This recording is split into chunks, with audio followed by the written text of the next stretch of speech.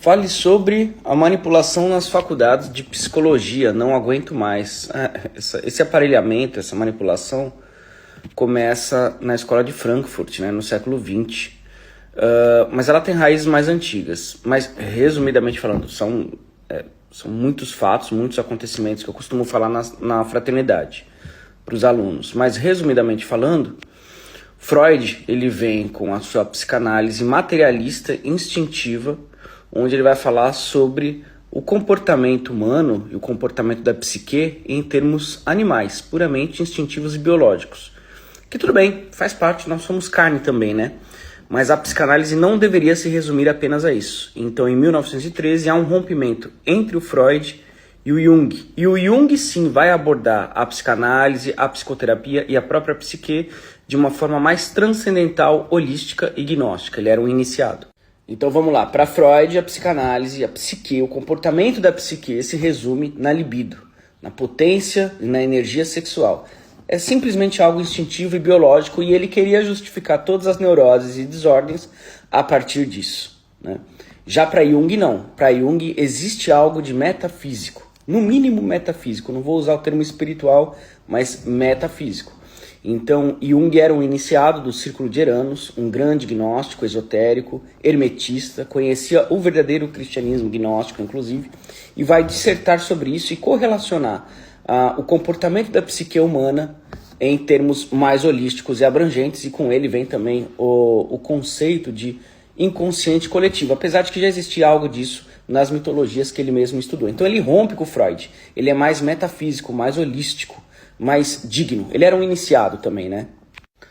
Por isso que as faculdades não focam no Jung, porque o Jung traz uma proposta transcendental, ou seja, para ele o self, você só pode se reencontrar consigo mesmo quando você transcende a materialidade e os comportamentos instintivos, animais inferiores.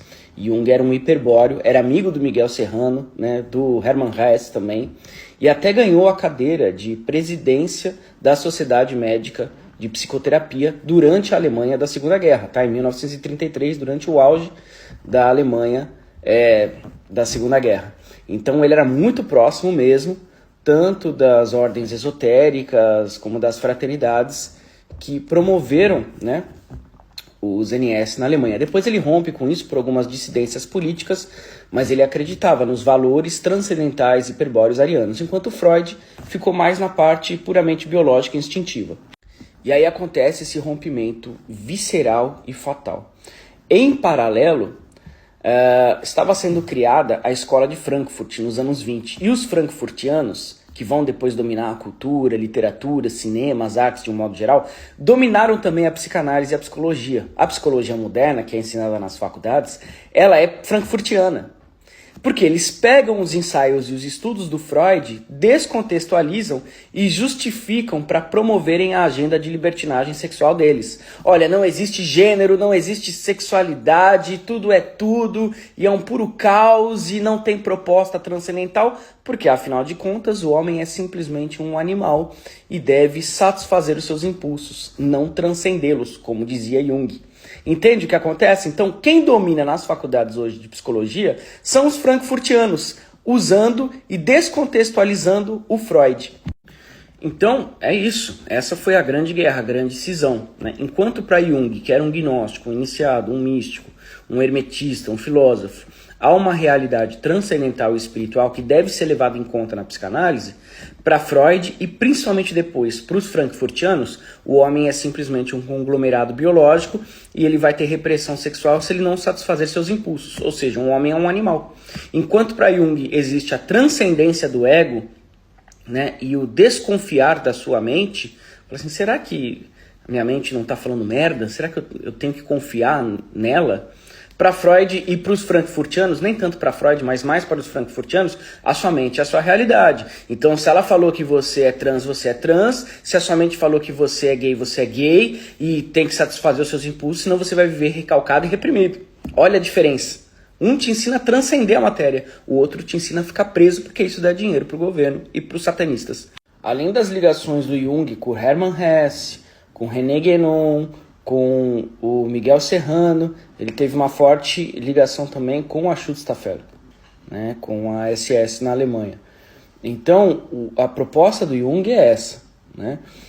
Por mais que ele não seja um ser político, e ele vai romper depois com o governo alemão, mas ideologicamente, filosoficamente, ele era de acordo. Ele chegou a afirmar que o líder da Alemanha na época, né? Vocês sabem quem? Ele era a personificação do inconsciente coletivo alemão. E ele chega a afirmar em diversas vezes, em diversos textos, que o inconsciente coletivo judaico materialista é diferente do inconsciente coletivo das outras civilizações europeias, que visam a transcendência, que visam um reino superior e assim também fora como dentro, um homem transcendental. E olha que curioso, isso é até bíblico, né? São duas realidades completamente diferentes. Por isso que Bíblia, para mim, o meu livro sagrado, é o Novo Testamento, mesmo que canônico, e os Evangelhos Apócrifos, né? Por quê? O Deus do Antigo Testamento, ele é narcisista. Ele é opressor, então ele move o seu povo eleito através de promessas de riqueza e medo do seu jugo. Então segue as minhas 613 leis que os fariseus seguiam na época e queriam até forçar Jesus a seguir, e ele rompeu com tudo isso. Siga que eu vou te dar riqueza e não vou te castigar. Enquanto no Novo Testamento você tem um Jesus, mesmo que no Novo Testamento canônico, você tem um Jesus gnóstico ali, que rompe com essa agenda de manipulação farisaica do Antigo Testamento. Né? Então é completamente diferente o Deus de Cristo, o Deus de Jesus, do Deus do Antigo Testamento. Assim como é diferente o inconsciente coletivo ariano do judaico.